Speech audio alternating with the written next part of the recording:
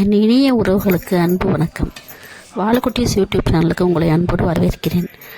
இன்றைக்கி நம்ம பார்க்க போகிறது இன்ஸ்டன்ட் ராகி தோசை. இந்த தோசை நம்ம ரொம்ப ஈஸியாகவும் சிம்பிளாகவும் எப்படி பண்ணுறதுன்னு பார்க்கலாம். பேச்சுலர்ஸும் பிகினர்ஸும் கூட இதை ஈஸியாக பண்ணுற முடியும். இதுக்கு ஒரு 1/2 கிலோ அளவுக்கு ஃபஸ்ட்டு ராகி மாவு எடுத்துக்கோங்க. அது கூடவே 4 ஸ்பூன் கோதுமை மாவு சேர்த்துக்கோங்க.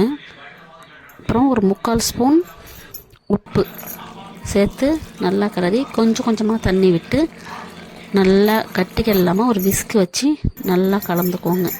தண்ணி ஒரேடியாக ஊற்றாமல் கொஞ்சம் கொஞ்சமாக ஊற்றினோம்னா நமக்கு கட்டிப்படாமல் சீக்கிரம் கிளறி எடுக்க முடியும். அதுக்கப்புறம் நல்லா கிளறி நல்ல ஒரு மாவு பக்கம் வந்தோடனே மூடி போட்டு ஒரு 1/2 hour அப்படியே ஊற விட்டுருங்க. ஊற விட்டுட்டு மறுபடியும் எடுத்து நல்லா ஒரு தடவை கிளறி விட்டுட்டு அடுப்பில் நம்ம தோசைக்கல் வச்சுட்டு நல்லா சூடு பண்ணிக்கோங்க. சூடு பண்ணிவிட்டு அதுக்கப்புறம் மாவு கொஞ்சமாக மேலாக எடுங்க. அடியிலேருந்து ரொம்ப எடுக்கணும். நல்லா கலக்கிட்டு நம்ம மேலாக எடுத்து அப்படி நம்ம ரவா தோசை ஊற்றுவோம் இல்லைங்களா, அந்த மாதிரி அப்படியே தெளிச்சு விட்ட மாதிரி அதை ஊற்றணும். ஊற்றிட்டு மேலே டாப்பிங்ஸ் வந்துட்டு நமக்கு பிடிச்ச மாதிரி எண்ணெய் போட்டுக்கலாம். கேரட் துருவி போட்டுக்கலாம். ஆனியன், கேரட்டு, கொத்தமல்லி உங்களுக்கு என்ன விருப்பமோ அதை நீங்கள் சேர்த்துக்கலாம். இன்றைக்கி நான் வெறும் ஆனியன் மட்டும்தான் சேர்க்க போகிறேன். ஏன்னா லைட்டாக எண்ணெய் தெளித்து விட்டு ஒரு பக்கம் நல்லா வந்ததுக்கப்புறம் திருப்பி போட்டு வேக வச்சுட்டு எடுத்து சர்வ் பண்ணலாம்.